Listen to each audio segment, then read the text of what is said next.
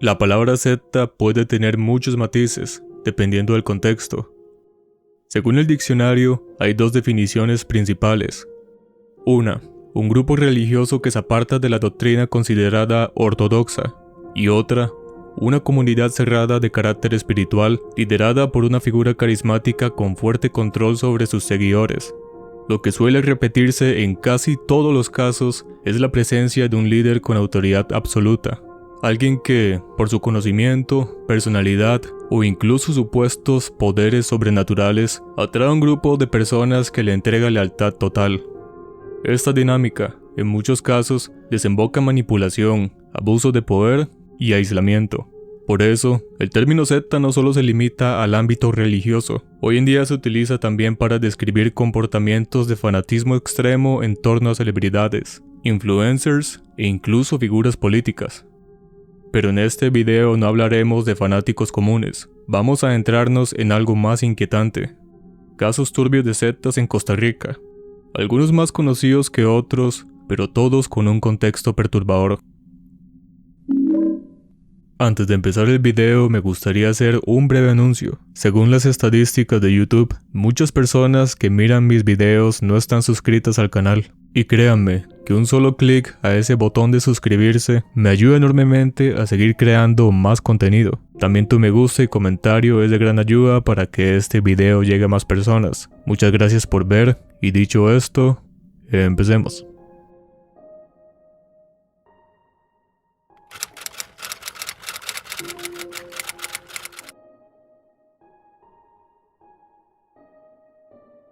En el conocido foro de Reddit llamado Ticos, un usuario abrió un hilo preguntando sobre sectas o cultos extraños en Costa Rica.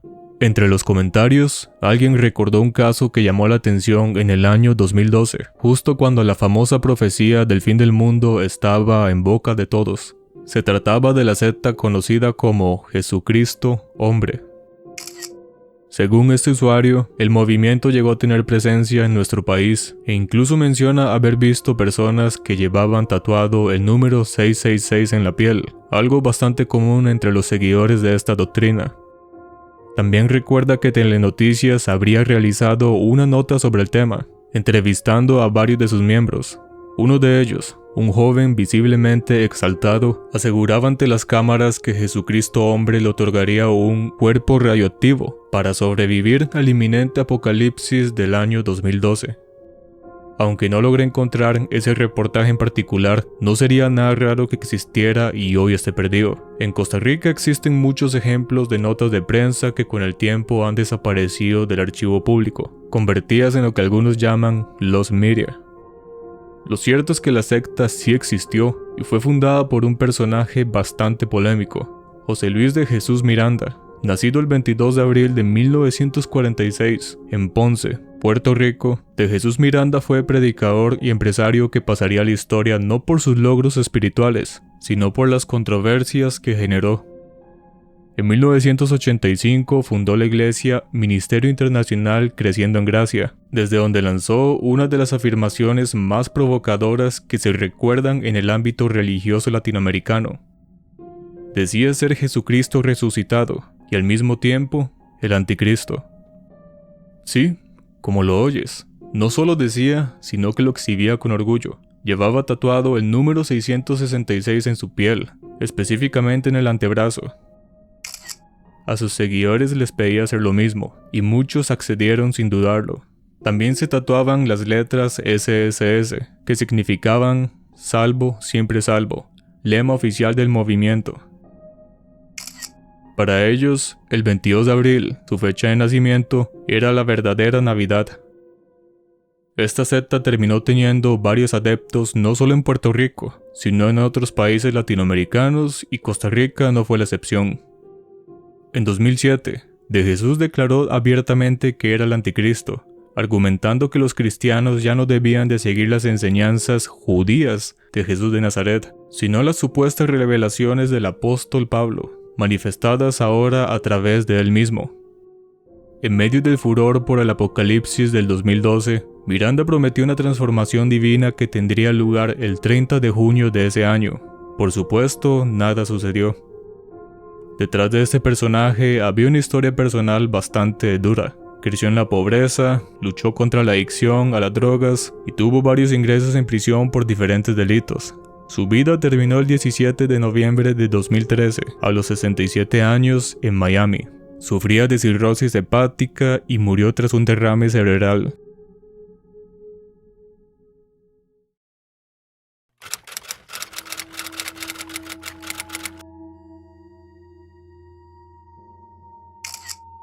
En 2017, la desaparición de Kayla Reed, una joven canadiense de 20 años, causó gran preocupación en su comunidad. Kayla vivía en Corner Brook, una ciudad en la provincia de Newfoundland, y todo apuntaba a que había viajado a la capital sin decirle nada a su familia. Pero lo que parecía un simple caso de fuga pronto se volvió algo mucho más inquietante. 2 semanas después, surgió un canal de YouTube llamado Sunray, vinculado a la propia Kayla. En ese canal se publicó un video claramente grabado en un lugar que no parecía Canadá en lo absoluto. Un entorno tropical, montañoso, muy diferente a los paisajes nevados del norte. La familia, alarmada, trató de contactarla por todos los medios para que regresara, pero Kayla afirmaba que ahora tenía una nueva familia y que estaba viviendo con un grupo espiritual ubicado en una región montañosa de Costa Rica. Ese grupo estaba liderado por un hombre llamado Eligio Bishop, conocido dentro de la secta como Nature Boy, o sea, hombre naturaleza.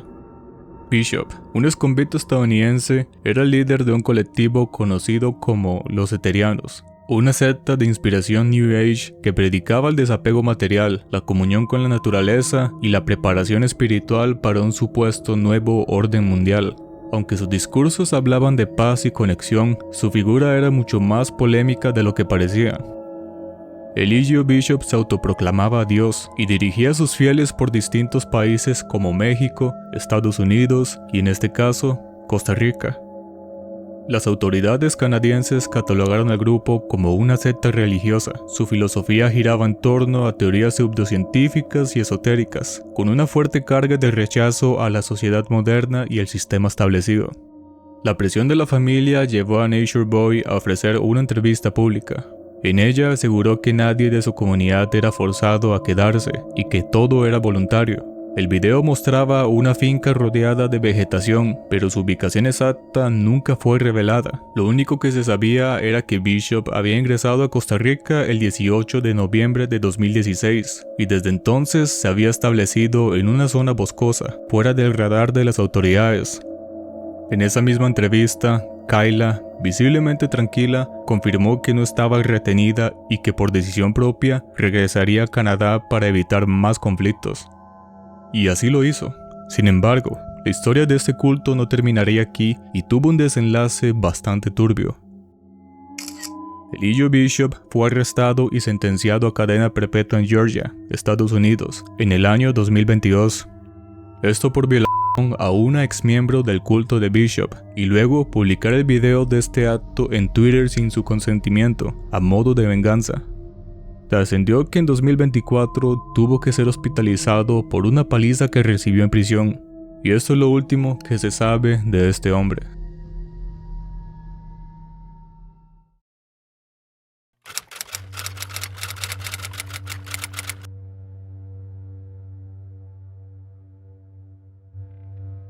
Hace más de 3 décadas, un grupo de personas provenientes de distintas partes del mundo decidió dejar atrás la vida urbana para comenzar de nuevo, lejos de la bulla, la tecnología y el estrés cotidiano.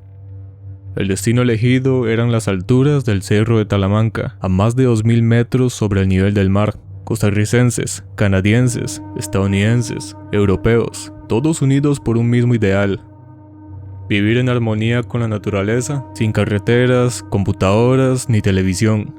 Lo que para muchos parecía una utopía o una locura, se convirtió en una realidad con nombre propio: Refugio Durica.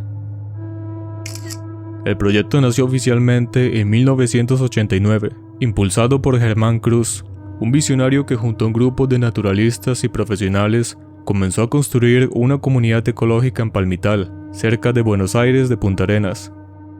Poco a poco levantaron cabañas, gallineros, huertos y viveros, dándole forma a una pequeña sociedad autosuficiente basada en la espiritualidad, la tranquilidad y el trabajo. En declaraciones a medios de la época, Germán insistía en que no seguían ninguna corriente política ni religiosa. Muchos piensan que somos hippies o parte de una secta, pero no es así, solo queremos una vida sencilla y significativa, afirmaba en ese entonces. En 1999, el periódico La Nación publicó una nota sobre la comunidad, retratándola como un rincón de paz sacado de un cuento, y es que para muchos, vivir desconectado del mundo moderno es un sueño. Sin embargo, detrás de esa postal idílica, la historia daría un giro inesperado y oscuro. En noviembre de 2013, Germán Cruz, quien ya era conocido como el líder espiritual de Urica, se quitó la vida.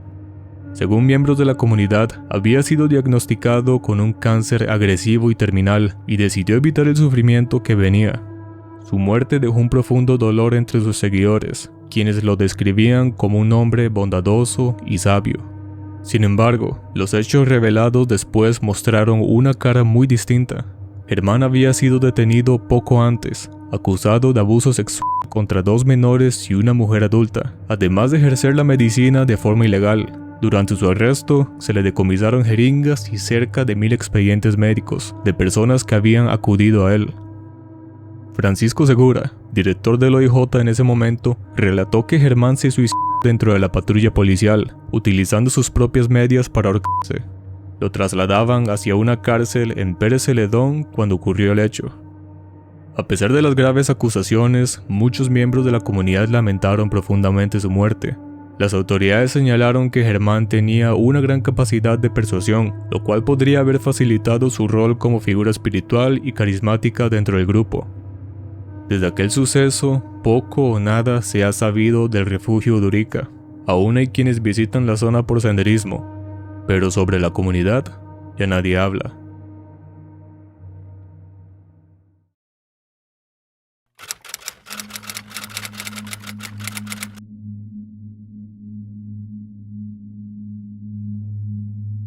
En octubre de 2024, Costa Rica se vio sacudida por un caso tan perturbador como inesperado.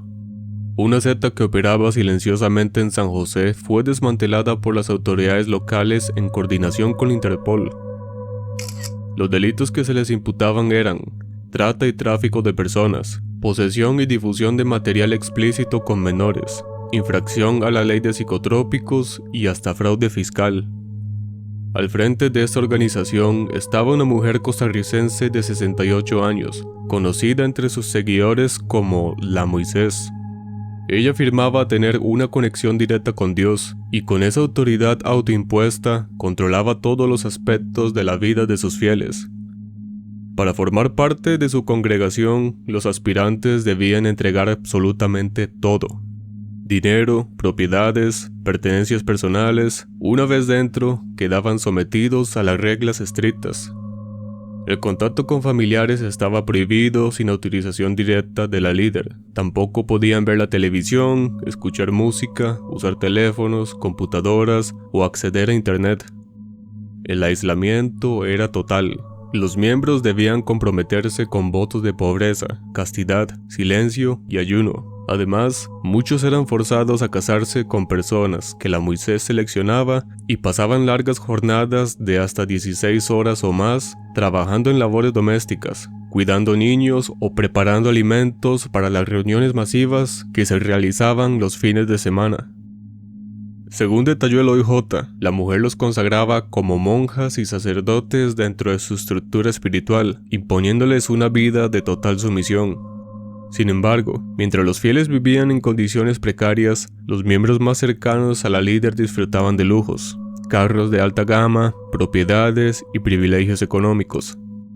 La investigación reveló que la secta utilizaba varios negocios en San José como fachada. En total, se intervinieron 16 locales vinculados a la explotación sexual, de los cuales 7 fueron clausurados. Entre los detenidos habían extranjeros, como un hondureño y una guatemalteca, que fueron posteriormente extraditados. Y lo más inquietante es que todo esto ocurría frente a nuestros ojos. Mientras caminabas por las calles de la capital, Es probable que hayas pasado junto a uno de esos locales sin darte cuenta. Tal vez cruzaste mirada con alguien que era parte de esta secta. Lugares comunes, caras comunes, escondiendo una realidad escalofriante.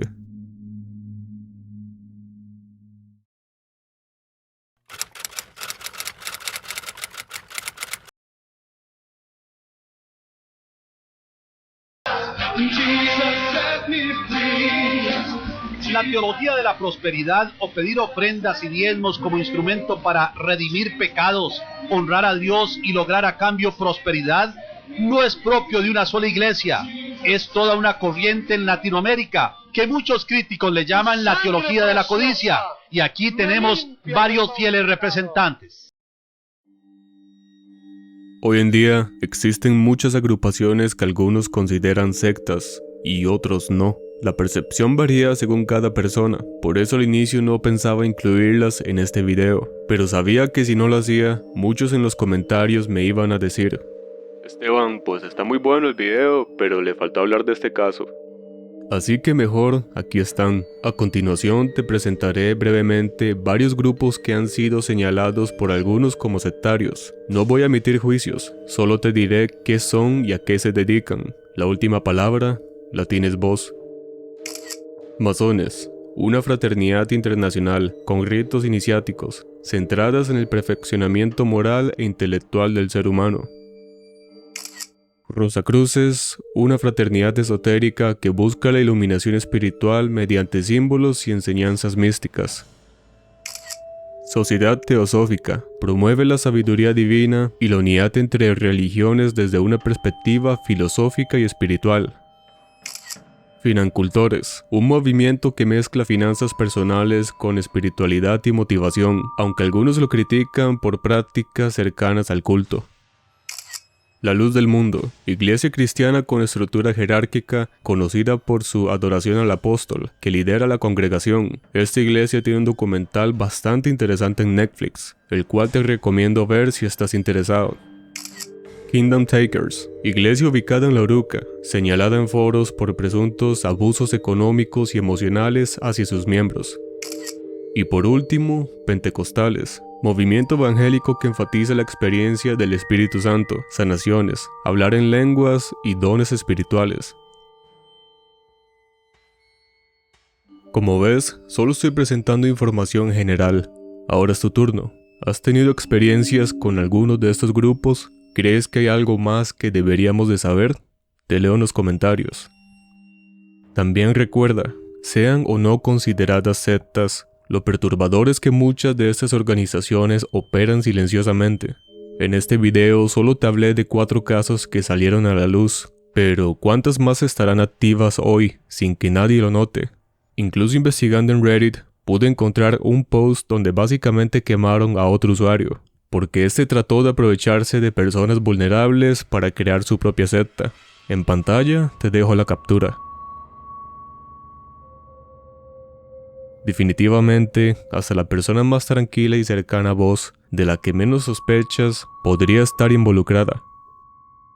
Con esto terminamos el video de hoy, espero que les haya gustado. De ser así, agradecería tu me gusta y suscripción, que es de gran ayuda para seguir creando más contenido. Te invito a seguirme en redes sociales para estar al tanto de más actualizaciones y publicaciones que no comparto en YouTube. Ahí podemos tener una conversación más cercana. Eso ha sido todo por hoy. Adiós.